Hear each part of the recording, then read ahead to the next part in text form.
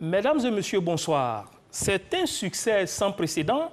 La Côte d'Ivoire a mobilisé 1 milliard d'euros, soit 656 milliards de francs CFA sur le marché obligataire international.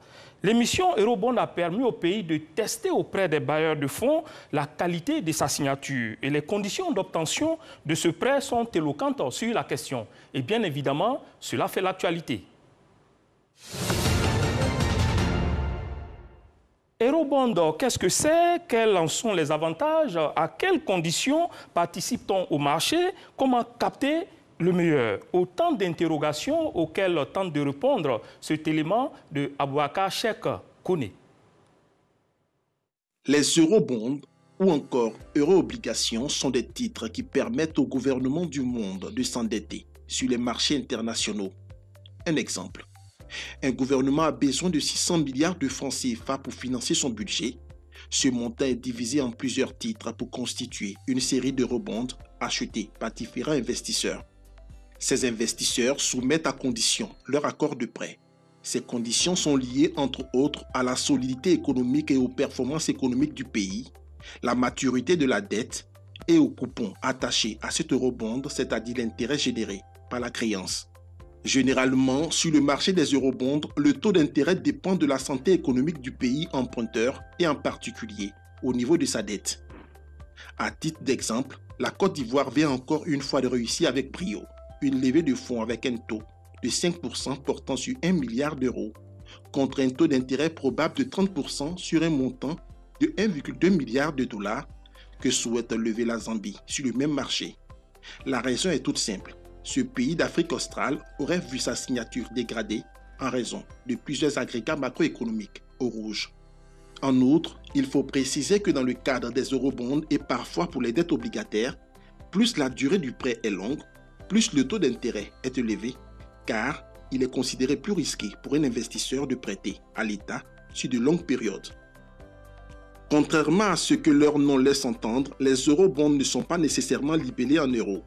Ils ont été créés en réaction à un impôt mis en place en 1963 aux États-Unis sur les intérêts reçus sur des obligations d'État ou d'entreprises étrangères.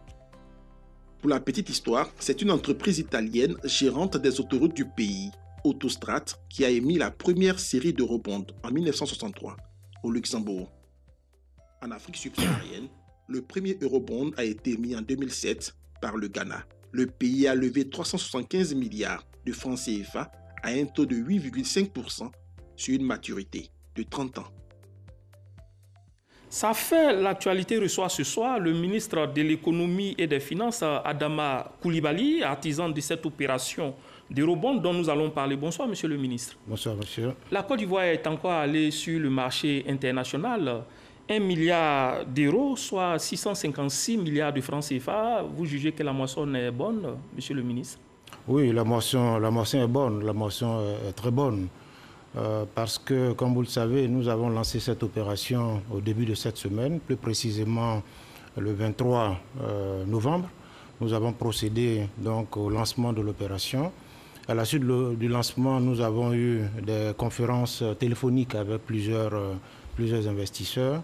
Et le montant que vous avez indiqué, effectivement, c'est celui-là qui a été retenu sur la base d'un carnet de commandes qui était beaucoup plus élevé, mais nous aurons l'occasion d'en parler tout à l'heure. Vous n'avez pas eu à pratiquer le roadshow comme cela se fait de manière traditionnelle, monsieur le ministre? Non, nous n'avons pas pu le faire, vous connaissez la raison. Avec la Covid, il n'est pas possible de faire le roadshow, d'aller de capitale en capitale comme nous le faisions par le passé.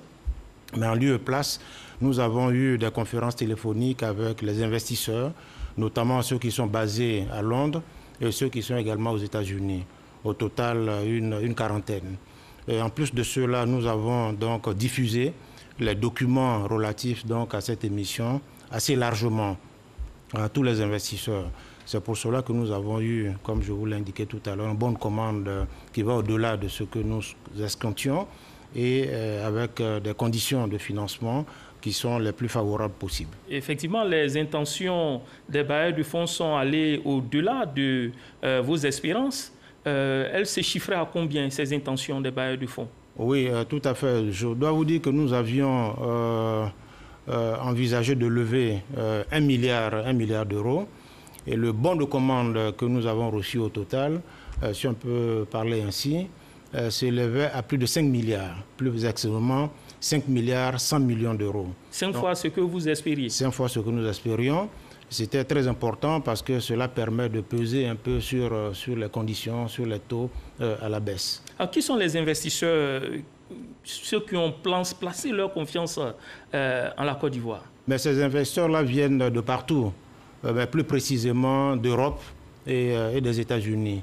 Mais comme je vous l'ai dit, le roadshow n'a pas pu se faire, mais les conférences téléphoniques ont pu en fait toucher une quarantaine d'investisseurs un peu partout, notamment en Europe, aux États-Unis. Mais avec la diffusion des documents de l'émission, nous avons pu toucher un plus grand nombre possible d'investisseurs. Et je vous l'ai dit également, nous avons 211 investisseurs qui ont marqué un intérêt très ferme pour l'émission obligataire qui a été émise donc au début de cette semaine. Voilà, vous êtes parti avec une intention d'obtenir 1 milliard. Vous avez eu des ordres de l'ordre de 5 milliards. Vous avez pris 1 milliard. On se demande, monsieur tout le monde, pourquoi, alors que les besoins sont importants, vous n'avez pas pris un peu plus que ce que vous demandiez? Oui, les besoins sont importants parce que nous sommes au niveau de la Côte d'Ivoire sous l'égide donc de son Excellence Monsieur le Président de la République en train de travailler sur des priorités importantes, que ce soit dans le secteur de l'éducation, de la santé, de l'hydraulique, de l'électricité. Ce sont des chantiers assez importants qui nécessitent des ressources. Mais comme vous le savez également, nous sommes sous programme avec le Fonds monétaire international et donc la taille de cette opération a été calibrée en tenant compte justement des contraintes liées à cet engagement que nous avons avec le Fonds monétaire international. Donc 1 milliard d'euros, une partie donc pour faire du rachat, ce qu'on appelle gestion de passifs. Là, vous êtes en train de parler de l'utilisation des fonds. L'utilisation des fonds. Maintenant, il y a une partie qui va être utilisée pour donc faire de la gestion de passifs, racheter des échéances, des obligations qui sont sur le marché, et une autre partie pour financer le besoin résiduel du budget pour 2020. Et ça s'élève à combien, ce besoin résiduel? Il a été calibré à 150 milliards. Je dois dire que ça sort des discussions que nous avons eues lors de la dernière revue du programme économique et financier avec le Fonds monétaire international. Tous les besoins de financement ont été satisfaits. Il y a un besoin résiduel donc, de 150 milliards, ce qui a été levé dans le cadre de cette opération de rebond. Et c'est la tradition, lorsque vous allez sur un marché, vous empruntez, il y a une facture que vous payez, il y a un taux d'intérêt. À quel taux vous avez obtenu ce prêt? Bon, écoutez, le coût de financement que nous avons obtenu, il est de 5, c'est le rendement, c'est le taux de rendement, il est de 5%. Mais à cela, il faut peut-être ajouter le fait que nous avons eu un taux de coupon à 4,875%. Alors, ce taux de coupon, c'est celui-là qui va servir à calculer la charge d'intérêt durant toute la période de remboursement du prêt. C'est une performance. Quels sont les atouts, sur quoi vous êtes appuyé pour obtenir ces faveurs du marché à l'international? Ben, écoutez, c'est vrai que la Côte d'Ivoire est un pays aujourd'hui crédible, attractif. Et cela est dû essentiellement à la gouvernance de son Excellence Monsieur le Président de la République, M. Alassane Ouattara, qui a fixé en fait des objectifs et qui a fait en sorte que sa vision puisse être donc exécutée par, disons, le gouvernement. Et c'est sur cette base-là que nous travaillons. Nous pensons que le principal atout de la Côte d'Ivoire aujourd'hui, c'est, disons, le président lui-même avec son leadership. Au-delà de ça, il y a que nous avons une économie qui est solide. Une économie solide, une économie bien gérée, une dette qui est également bien gérée. Nous mettons en place des réformes macroéconomiques et des réformes sectorielles de grande ampleur, aussi bien dans le secteur de l'agriculture, dans le secteur de l'industrie, et dans le secteur minier, et ainsi de suite. Donc, dans tous les secteurs, il y a des réformes de grande ampleur qui sont menées, et ce sont des éléments qui contribuent à crédibiliser à être attractif, à montrer effectivement aux investisseurs que nous sommes dans une bonne dynamique et que l'économie continuera d'être solide pour les prochaines années. Vous avez évoqué l'environnement macroéconomique, mais vous savez que les investisseurs sont très regardants aussi sur le climat des affaires et en la matière, la Côte d'Ivoire a vécu des moments d'incertitude sociopolitique. On aurait pu s'attendre à une timidité du marché. Oui, ça veut les résultats que nous avons obtenus avec cet eurobond montrent éloquemment que tout ce qui s'est passé peut être considéré comme, je ne dirais pas un épiphénomène, mais peut être considéré comme des choses qui n'ont pas atteint la crédibilité de la Côte d'Ivoire véritablement. Parce que les investisseurs, ce qu'ils regardent, ce n'est pas des éléments conjoncturels comme ça. Ce qu'ils regardent, c'est la capacité d'un pays à gérer son économie, c'est la capacité d'un pays à pouvoir gérer également les chocs exogènes. Et que ça peut être également des chocs endogènes. Quand un phénomène arrive, comment le gouvernement fait face à cela? C'est ça le plus important. Et nous avons démontré effectivement notre capacité à gérer l'économie et à effectivement gérer les chocs d'où qu'ils viennent. Quelle est la maturité de cet eurobond? C'est une maturité de 10 ans, 2 mois. 10 ans, 2 mois, c'est ce qui... Il y a une période de respiration souvent. Est-ce qu'il y a un différé? À partir de quand? Oui, il y a un différé d'une année. Normalement, le premier paiement des intérêts va intervenir le 1er janvier 2022. Dans un peu plus d'1 an. Voilà, dans un an, oui. On va commencer à payer donc la charge d'intérêt à partir du 1er janvier 2022. Et il reste entendu que le capital va se rembourser sur une période de 3 ans à partir de 2030, 2031, 2032. D'accord. Cela fait combien de fois que la Côte d'Ivoire s'oriente ainsi sur le marché obligataire international? Écoutez, la Côte d'Ivoire est présente sur le marché des obligations, le marché international de capitaux depuis 2014. Chaque année, nous faisons des émissions, à l'exception de l'année 2016, où nous n'avons pas eu le besoin de recourir au marché international des capitaux. Sinon, chaque année, nous allons sur le marché. Donc, les investisseurs connaissent la Côte d'Ivoire. Les investisseurs sont habitués, en fait, à la Côte d'Ivoire, puisque vous le savez, vous avez mentionné tout à l'heure les roadshows.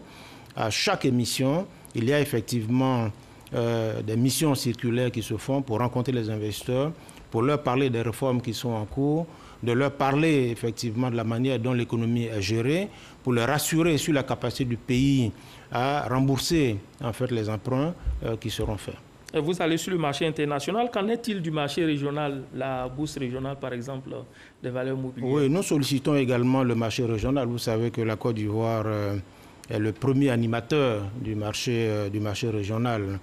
Et particulièrement cette année 2020, avec le phénomène de la Covid, vous savez que, pour parler de la Côte d'Ivoire, nous avons reçu en bon Covid 636 milliards de francs CFA d'émissions. Et ça a été souscrit entièrement par les banques de la place. Et donc, ça fait qu'il y a quand même une sollicitation assez forte par l'ensemble des pays de la sous-région, les 8 pays. Et donc, comme la Côte d'Ivoire a accès au marché national des capitaux, nous avons estimé qu'il était important pour nous, qui avions cet avantage-là par rapport à d'autres, de recourir à ce marché pour essayer justement d'avoir les meilleures conditions. Et nous avons raison, puisque vous avez vu les conditions que nous avons obtenues sur le marché international. Donc ça permet donc au marché régional de pouvoir satisfaire ceux des pays qui n'ont pas accès au marché international. Il avait été admis, Monsieur le ministre, que le pays, la Côte d'Ivoire, donc emprunte en francs CFA. Pour le moment, ce n'est pas encore le cas. Pourquoi? Ce serait l'idéal. Ce serait l'idéal que nous fassions des émissions en CFA, parce que ça permettra de régler définitivement, disons, la question du risque de change. Donc c'est un objectif que nous avons toujours à l'esprit et nous y travaillons. Mais pour l'instant, il y a des contraintes d'ordre technique et réglementaire qu'il faudra régler. Il faut bien préparer, disons, l'opération de manière à ce qu'une fois que l'opération est lancée, qu'on puisse effectivement en tirer les avantages escomptés. S'endetter pose toujours la problématique de la soutenabilité de la dette. Donc la question de l'endettement, que répondez-vous à ce sujet concernant la Côte d'Ivoire? Écoutez, l'endettement, c'est un phénomène normal. tout pays s'endette pour pouvoir donc financer ses priorités de développement. Le débat sur l'endettement amène justement à la question de savoir, on emprunte pour faire quoi? On emprunte pour financer, disons, des opérations qui, à terme, peuvent avoir un impact sur, disons, la croissance économique.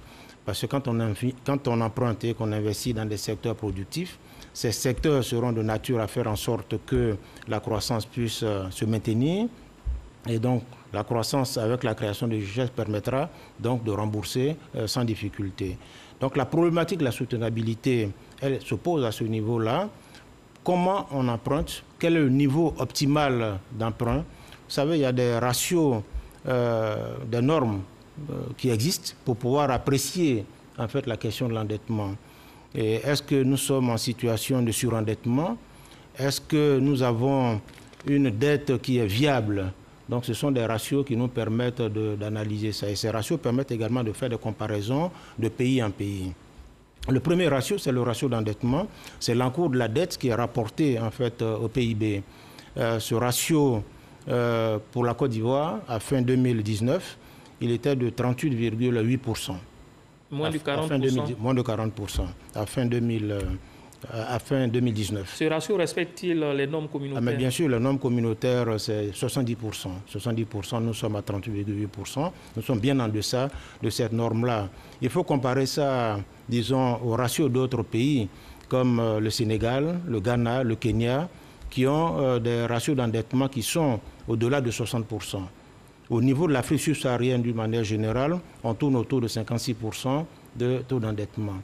Mais je dois indiquer également que nous procédons au niveau de la Côte d'Ivoire à ce qu'on appelle des analyses de viabilité de la dette. Et ça se fait de façon régulière pour nous permettre de nous assurer effectivement que notre dette est viable à long terme et que ça ne va pas compromettre en fait notre capacité à pouvoir... Vous êtes en train de dire que vous avez suffisamment les moyens de rembourser la dette sans compromettre le développement? Ah oui, bien sûr, tout à fait. Tout à fait. J'ai indiqué tout à l'heure que si la croissance telle qu'elle est engagée actuellement, si elle se poursuit, elle va générer des ressources et ces ressources permettront de rembourser la dette sans aucun problème. L'année de viabilité, elle se fait sur une longue période, sur 20 ans. Donc quand on fait l'analyse, on voit effectivement que notre dette est viable sur le long terme sans difficulté. Donc, quel est le niveau de cette dette-là en valeur aujourd'hui? Nous avons une dette aujourd'hui de 13 300 milliards de francs CFA qui se décompose en dette privée, dette extérieure et dette intérieure. La dette extérieure fait à peu près 8 867 milliards de francs CFA. Il y a les bailleurs de fonds institutionnels. Voilà, ça c'est la dette extérieure. Voilà. Et maintenant la dette intérieure, elle s'élève à 8 832 milliards de francs CFA. Et ce que vous payez par an, le service de la dette, comme l'appellent les spécialistes? Le service de la dette, vous savez, c'est la somme en fait du capital et des intérêts, tel que comptabilisé en fait dans le budget national. Et nous sommes à 1 900 milliards. Ce service-là au niveau de la Côte d'Ivoire, 1 700 milliards pour 2020. Ça représente 10 à 11% en fait des recettes. Donc c'est pas énorme. D'accord. Vous êtes en train de rassurer ainsi la population que, parce qu'on a connu le phénomène de l'initiative PPTE il y a quelques années, est-ce qu'il n'y a pas de risque de retomber dans cet environnement-là? Non, je puis vous assurer que ce ne peut pas se faire sous la gouvernance de M. Alassane Ouattara, président de la République. Vous savez qu'il attache du prix à ce qu'on appelle la bonne gouvernance. Il attache du prix à la crédibilité de la Côte d'Ivoire. Et donc, il faut situer également les choses dans leur contexte. En 2011, il y a eu des difficultés, il y a eu des arriérés à ce niveau-là. C'était essentiellement dû au fait que nous sortions d'une crise post-électorale qui a fait effectivement que les ressources du pays étaient asséchées. Donc dès lors que ça a été fait depuis 2011, il n'y a plus d'arriérés de paiement extérieur depuis 2011. Donc nous continuons dans cette perspective-là. Il n'y aura aucun problème en matière donc, de paiement de la dette. Alors, est-ce que vous êtes prêt à repartir encore sur le marché international? Quel est le calendrier en la matière? Le calendrier, c'est que nous avons eu, disons, cette semaine, une bonne opération, une belle opération, avec des conditions que nous avons rappelées tout à l'heure. C'est vraiment inédit. C'est vraiment inédit, les conditions que nous avons obtenues. 5% du taux de rendement, c'est vraiment exceptionnel. Aucun pays au niveau de l'Afrique subsaharienne n'a obtenu un tel taux. Nous sommes les premiers à avoir ce taux, ce qui démontre... C'est un gage de confiance? C'est un gage de confiance. Un gage de confiance au président de la République, un gage de confiance à la gestion qui est mise en œuvre sous sa gouverne. Donc moi, je peux vous assurer qu'il n'y a aucun problème à ce niveau-là. Maintenant, est-ce que nous allons repartir? Certainement, puisque vous avez vu que les conditions sont très bonnes. Aller avoir un coût de financement de 5% à l'international, ça nous encourage effectivement à aller plutôt solliciter ce marché-là plutôt que d'avoir des taux beaucoup plus élevés sur d'autres guichets. Nous ne saurions vous avoir sur ce plateau sans parler de croissance. Quelle est l'estimation de la croissance économique en 2020? Nous sortons d'une mission de revue avec le Fonds monétaire international. Cette mission de revue a été achevée début octobre et les évaluations ont été faites. Nous aurons un taux de croissance à fin 2020 de 1,8%. 1,8%, c'est ce qui est prévu pour cette année 2020, et tenant compte justement de l'impact de la Covid. C'est quand même en dessous de ce qui avait été estimé en mars dernier. Ah oui, en mars dernier, effectivement, quand Feu Amadou Coulibaly, Premier ministre, présentait le programme économique, le programme de soutien économique à la population, effectivement, on avait escompté un taux de 3%. Mais ce taux de 3% était basé sur l'hypothèse que, disons, la Covid serait vaincue dès juin 2020. Mais force est de constater que le phénomène continue, la Covid continue. Chez certains de nos partenaires les plus importants, on parle de deuxième vague. Donc, c'est ce qui amène effectivement à cette situation. Je dois vous dire également qu'avoir 1,8% de taux de croissance, c'est parmi les plus élevés au niveau du monde parce que, comme vous le savez, il y a une récession au niveau mondial. Au niveau mondial, la récession sera de 4,4%. Au niveau de l'Afrique, c'est 3%. Au niveau de l'espace ouest africain, ici, c'est 0,3%. Donc si dans ce contexte-là, la Côte d'Ivoire ressort avec un taux de 1,8%, je crois que c'est dû à la résilience de notre économie, à notre capacité de réponse par rapport justement à la lutte contre la Covid. Est-ce que le pire aurait pu arriver, ce que j'appelle le pire, avoir une croissance négative? Ah oui, puisque la récession, c'est ça, au niveau mondial. C'est ça également au niveau africain, c'est moins 3%, et donc c'est une décroissance. C'est un taux de croissance négatif. Toutefois, certains économistes estiment que la pandémie à coronavirus ne devait pas avoir autant d'impact sur les économies subsahariennes, qui sont des économies extraverties, qui sont basées sur l'exportation de matières premières à l'extérieur. Oui, ce qui a été constaté effectivement, c'est que la nature des activités au niveau des pays africains, basée essentiellement, comme vous l'avez indiqué, sur les matières premières, quoiqu'au niveau de la Côte d'Ivoire, on a une économie quand même qui est relativement diversifiée, comparativement aux autres pays.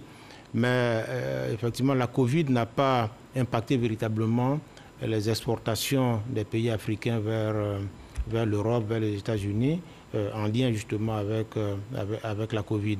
Mais vous savez, l'Afrique a beaucoup mieux résisté que les autres régions du monde.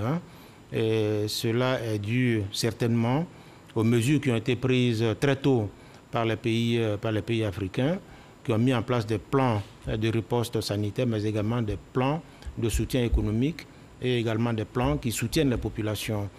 À cela, il faut peut-être ajouter le fait que l'Afrique, c'est l'Afrique. Nous avons été habitués certainement à lutter contre des phénomènes semblables. Je dois vous rappeler que beaucoup de pays africains ont été touchés par le phénomène de l'Ebola. Et donc, il y a eu des dispositifs qui ont été mis en place justement pour lutter contre ce genre de phénomène. Tout ça permet de montrer que nous avons pu résister mieux. Et à cela, il faut ajouter également la jeunesse de la population. C'est ce que tout le monde dit. La africaine est la plus jeune au monde. Donc, quand on est jeune, on résiste mieux. Dernière question, monsieur le ministre Adama Coulibaly, les prévisions de croissance pour 2021. Oui, en 2021, nous escomptons un taux de croissance de 6,5% en 2021. C'est un rebond économique qui va se mettre en place.